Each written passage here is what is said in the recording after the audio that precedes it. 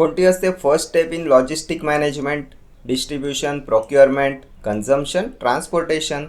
First step in logistic management.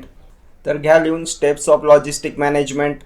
Procurement येते, त्यानंतर inbound transportation येते, त्यानंतर थर्ड स्टेप असते तुमची वेअरहाऊसिंग अँड स्टोरेज, त्यानंतर येईल तुमचं इन्व्हेंटरी मॅनेजमेंट, त्यानंतर येईल ऑर्डर प्रोसेसिंग, त्यानंतर येईल तुमचं डिस्ट्रीब्युशन आणि सगळ्यात शेवटी येते reverse logistic.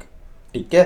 Procurement, inbound transportation, warehousing and storage, inventory management, order processing, distribution, reverse logistic. First step procurement, option B येईल. ही असते initial stage of logistic management. तुमचे सोर्सेस आयडेंटिफिकेशन, त्यानंतर रॉ मटेरियल येते यामध्ये. लॉजिस्टिक मॅनेजमेंटवर आणखी काय विचारण्यात आलं होतं, पटकन एकदा रिवाईज करूया. तर 5S काय असते लॉजिस्टिकमध्ये, लिहून घ्या. विचारण्यात आलेला क्वेश्चन आहे, what is 5S in logistic?